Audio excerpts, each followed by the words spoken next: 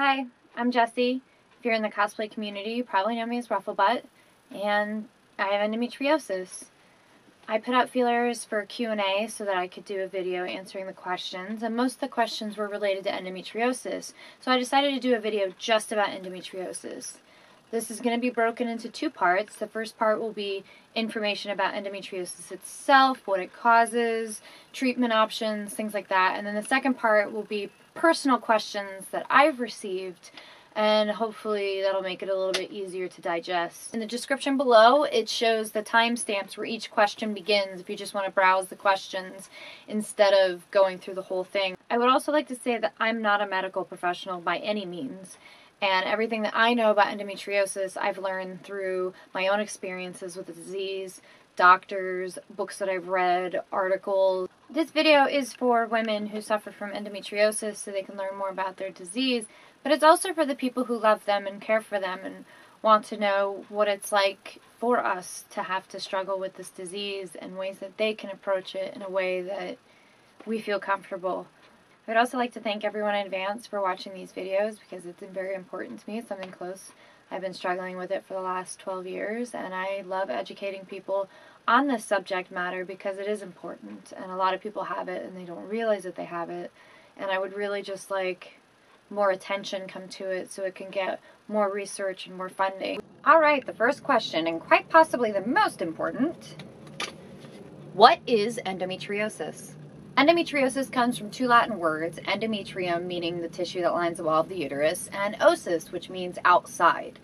Endometriosis is when the endometrial tissue is found on the outside of the uterus. For instance, the fallopian tubes, the ovaries. It can get in the back wall of the uterus, in the bowels, etc.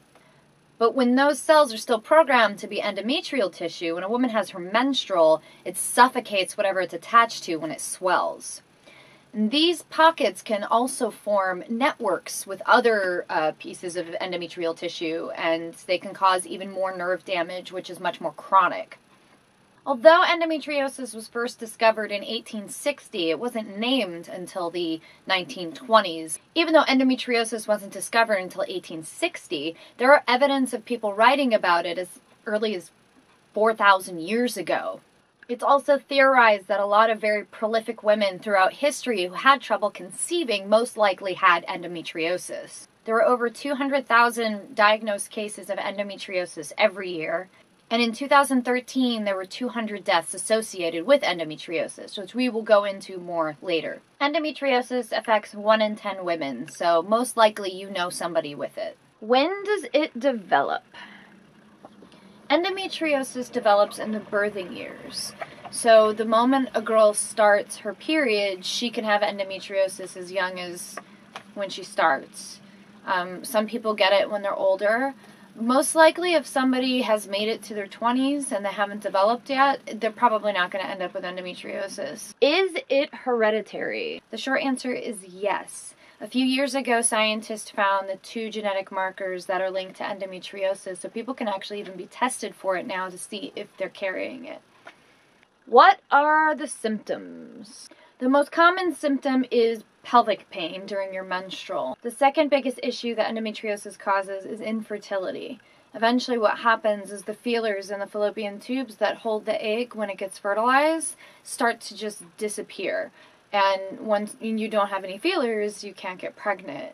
It also causes blockages in the fallopian tubes. Sometimes endometriosis even gets into the ovary, and if it gets into the ovary, it corrupts all of the eggs and makes them useless. But there's a wide variety of symptoms that comes with endometriosis. You have hot flashes, urinary issues, issues with voiding bowels, issues with incontinence, fever, bloating, lower back pain, and that's a big one too, especially right before your menstrual. Your back will start hurting a lot more than usual. Nerve problems. As I explained earlier, those pockets start communicating with each other and cause a lot of nerve damage. Women with endometriosis are incredibly sensitive to pain. Another big one is painful sex. I'm very lucky that only a few positions hurt and I am able to enjoy sex, but most women with endometriosis don't even bother because of how painful it is. And I would really like to stress that extreme pain during your menstrual is never normal. I know you hear it all the time that it's normal to have extreme pain, but it's really, really not. And if you are having extreme pain, I mean, it doesn't mean it's endometriosis. It could be something else. Definitely go to a doctor and find one that's willing to listen to you and work with you to figure out what it is causing that problem. How is it diagnosed? The only 100% way to diagnose endometriosis is through surgery. It's called a laparoscopy. They stick a laser through your belly button, and then you have cameras that go right here, and they go through and they laser off whatever they can find. I've had the surgery myself. I got some cool scars. If you haven't had surgery, they can go with family history and your symptoms to treat you for it. Sometimes it is a little difficult to convince your doctors that you have endometriosis, but again, find one that's willing to listen to you. What is the first step after diagnosis? The first step after diagnosis is to go on hormones, birth control. I personally have an IUD and I love it. I actually just got it replaced today, so I'm a little loopy. But I really recommend the hormonal IUD. You can also try physical therapy. I know it sounds a little silly, but sometimes it helps. Acupuncture has helped other people. Talk to your relatives about it, especially if it runs in your family. You can talk to those people about it and get their experiences. They're going to be very different because the treatments for them were extremely different to what we have now. Because endometriosis affects every part of your life, and you really just need that support system with you to understand and to care. What causes it? They don't know. There's about a dozen accepted theories on what causes it. Anything from hymen problems to retrograde menstruation, which is the most accepted theory. The strangest thing about endometriosis is even if a woman gets a hysterectomy, a full hysterectomy, cells outside the uterus will spontaneously reprogram themselves to be endometrial tissue. And then at that point, they'll just attach themselves to more important organs. What can I do as a friend or partner to help? Honestly, this is one of the most important questions, and I want to explain to you spoon theory. There's a link in the bottom that tells you a little bit more about spoon theory because I'm making it so short. Now, the spoon theory is when you're healthy, you have an unlimited number of spoons, and the spoon symbolizes a task. So you get out of bed this morning, that's a spoon. You brushed your teeth, that's a spoon. You made breakfast, that's a spoon. But when you have a chronic illness, you don't have that many spoons.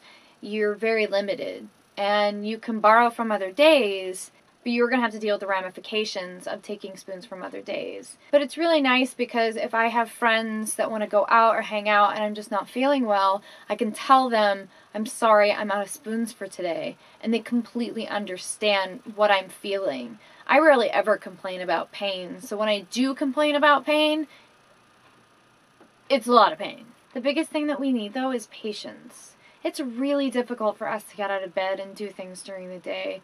And some of us are on a lot of medication just to function. Sometimes we just don't know what we want. We are frustrated.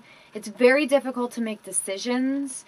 Definitely don't push us. If we say, you know, I'm not having a good day, I'm not feeling well, take that into consideration. And the thing is, like, just believe us. We have to deal with doctors treating us like we're drug addicts and lying all the time. And it's really nice to know that our friends are going to treat us like human beings. We also like to talk about it. Talking about it helps us accept it. It helps us understand what it is that we're going through. We just really need somebody to listen. We're not looking for pity. We don't want to be pitied. But we also understand that unless you're actually going through this, you're not going to fully understand. And in that, we also end up feeling incredibly isolated. So please, just be patient with us. Be open. Believe what we say. You know, just give us the love and care that we need, because sometimes we don't know what we need. And it's really frustrating for us. What other problems does endometriosis cause? Neuroangiogenesis is the main one. That's the overactive nerve thing that I've been talking about. It is linked to 2 different types of cancer. One being brain cancer because it can get caught in the bloodstream and go up and cause tumors. And the second one being ovarian cancer. They call ovarian cancer the silent killer, but it's really not. It has an array of symptoms. 80% of women with ovarian cancer also have endometriosis. The problem is when you go to a doctor and you tell them, I'm having hot flashes, I'm feeling nauseated, I don't have any energy, like the same things that happen to us when we're on our period, the doctor's just going to tell you it's normal and not to think about it. Once you get into stages 3 and 4 of ovarian cancer, your odds of living are incredibly low. So please, if you're having any discomfort, you know your body, you know when something's wrong, go to a doctor, find somebody who will listen. It is so important that women stay on top of their OBGYN visits. And so it's not a yearly visit anymore. It's every 3 years unless you've had an irregular pap smear. Another possible link to endometriosis is other autoimmune diseases. It is linked to rheumatoid arthritis and is linked to lupus. It is also linked to MS, something that one of my sisters was actually diagnosed with recently. Another thing that endometriosis causes that nobody really thinks about is it causes a lot of mental problems. I read an article the other day about how bipolar disorder is starting to be linked to endometriosis because of the pain and the ups and the downs that women are developing bipolar disorder because of this disease. If you can be in pain 24/7 and not be depressed, I really want to know your secret. But yes, it causes mass depression as well, which causes more pain, which causes more depression, which causes more pain. And it's just this endless cycle that never ends. This doesn't even factor in the work that we miss or the friends that we don't see or, not being able to finish a project just because you're in pain all the time.